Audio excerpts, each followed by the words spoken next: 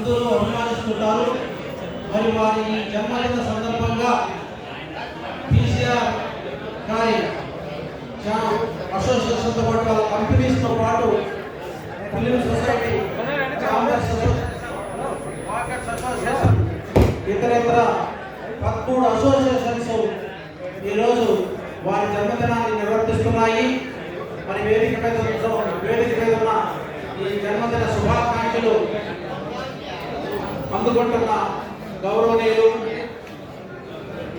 మన పిసి రాయ్ గారు, south central railway board సలహా మెంబర్గా, ఈ రాష్ట్రంలోని రాష్ట్రపతి, ప్రధానమంత్రులు, ఇతర సేవా కార్యక్రమాలన్నింటిలోన వారికి ఆత్మీయంగా ఉంటారు. మరి వారికి వేదిక అలంకరించిన మన ఫిలిం అసోసియేషన్ అధ్యక్షులు వేణుగోపాల్ రెడ్డి అన్న గారికి, రాయలసీమ రంగస్థలి అధ్యక్షులు గుండాల గోపీనాథ్ రెడ్డి గారు,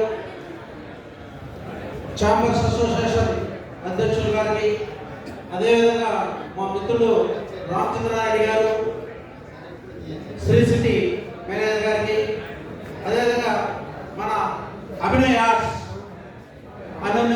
ప్రతిరోజు మహతి కళాక్షేత్రంలో తన ప్రత్యేకత నిరూపించుకుంటూ కష్టనిష్ఠులను పోల్చుకుంటున్న మన పేరు రెడ్డి గారికి, వేదిక మీద ఉన్న బాబు గారికి, ఈ కార్యక్రమాన్ని సహృదయంతో నిర్వర్తిస్తున్న మన బండి మధుసూదన్ రెడ్డి గారికి, వేదిక మీద ఉన్న ప్రత్యేక ఆహ్వానితులకు అందరికీ పేరు పేరున హృదయపూర్వకమైన నా నమస్కృతులు. మరొకసారి పిసి రాయల్ గారికి మా జన్మదిన నా వైపు నుంచి జన్మదిన శుభాకాంక్షలు తెలుపుతున్నాను. వేదిక ఉన్న పెద్దలకు అందరికీ కూడా హృదయపూర్వకమైన నమస్కృతులు.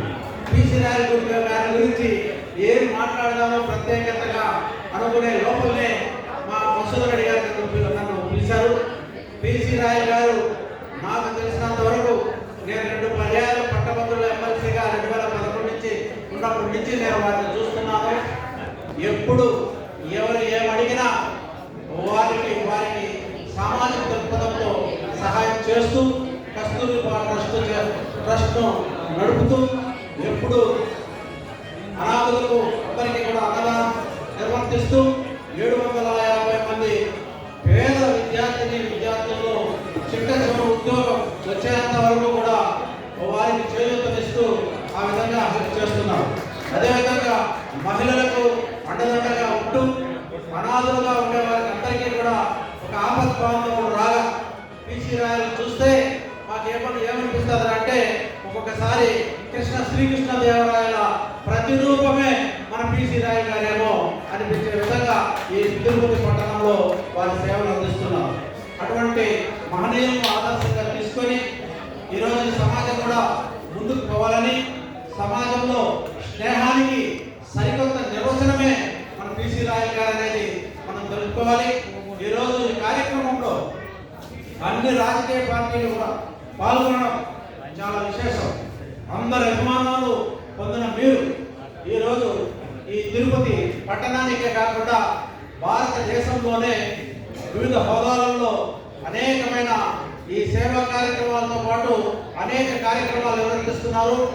వారన్నింటిలో భాగస్వాములుగా ఉంటున్నారు. నాకంటే తెలియదు, అర్థం కాదు.